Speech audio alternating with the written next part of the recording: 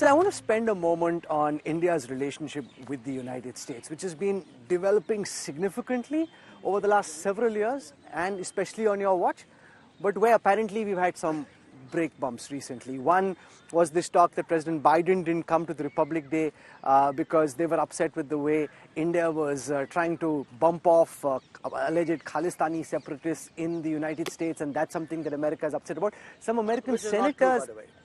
American senators and congressmen have spoken to say that the drones which are being given are conditional to India acting on the Nijjar case and on the Pannu case.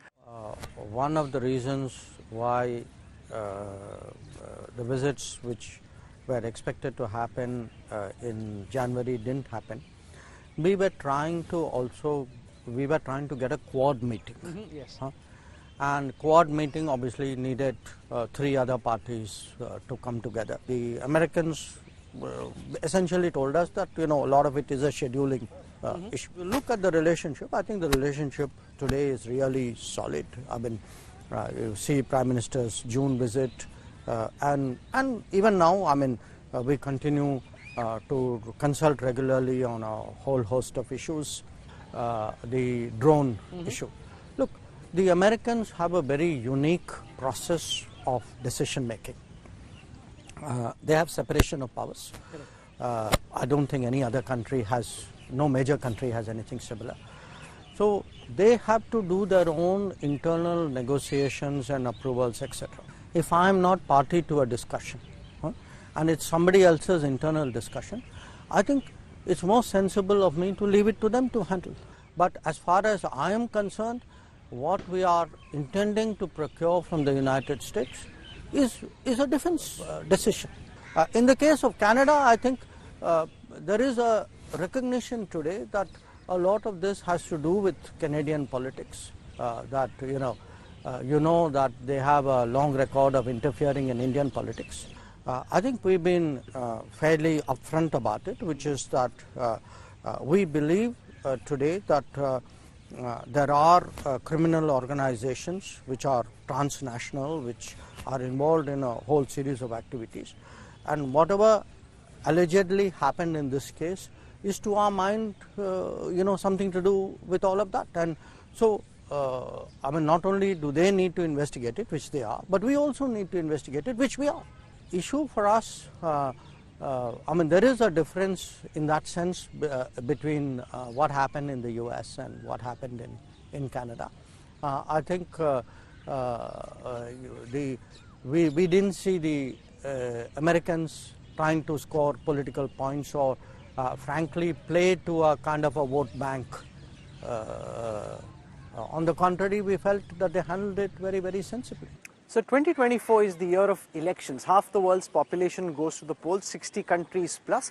The biggest question in global affairs at this moment is what happens if Donald Trump becomes president of the United States again?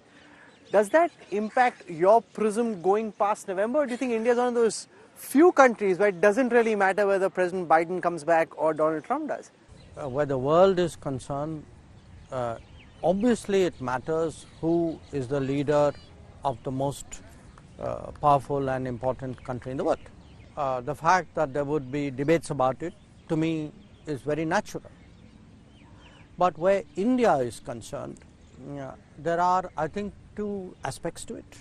One, a structural aspect, which is today we have grown the relationship in so many different areas and so many different facets.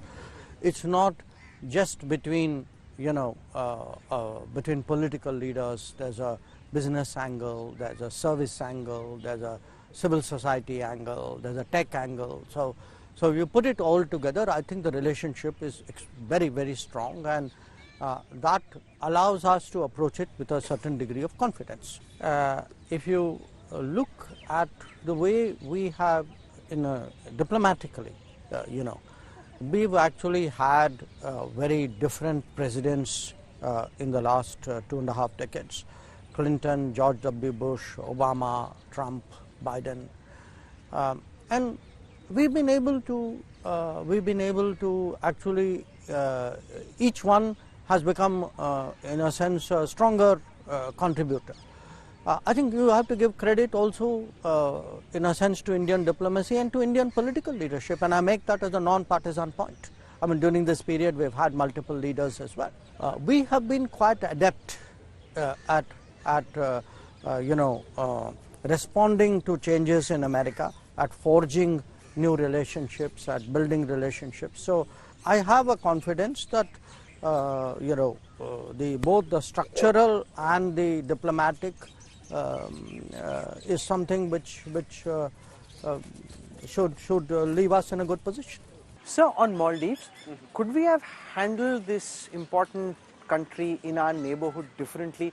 We now have a president who's very pro-China, belligerently anti-India, wanting the Indian military in whatever little deployment we have out. How concerned are you about how the India-Maldives equation is playing out? Every country has its politics. In democratic politics, you have contrasting positions. We have to accept that all our neighbors will have their own politics, and those politics will lead them to take positions, and it's a reality given how large we are and how prominent we are in their lives, that often we will be the subject of their politics. I think there's no running away from that. Now, the issue of how we are handling it, I would say, this has tended to become more angular for a variety of reasons, including, social media controversies. The current government in Maldives seems to have some discomfort with our uniformed people operating medvac systems, 2 helicopters and an aircraft, which are there actually for the benefit of the people.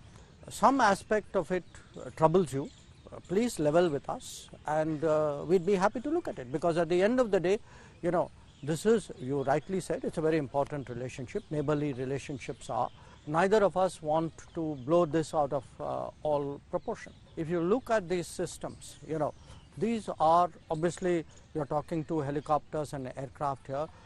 You need competent people. We had a team from Maldives over for 2 days. We have an understanding that they value the operations of this. We would like, obviously, this to continue as an expression of our friendship with the Maldivian people. So we have to find the technically competent personnel who can operate it. Civilians as well, maybe. So we are working on, but they have to be technically competent. I mean, they should be authorized to fly, and obviously because the source of the equipment is military, the military has to have that confidence in them. I think there are solutions. We are working on those solutions. We said yesterday that we will. So I really think over a period of time there should not be an issue between us. I think the rest of the relationship is strong. We have many other things happening, and I hope that the focus shifts there rather than drags on as unnecessarily on this particular issue.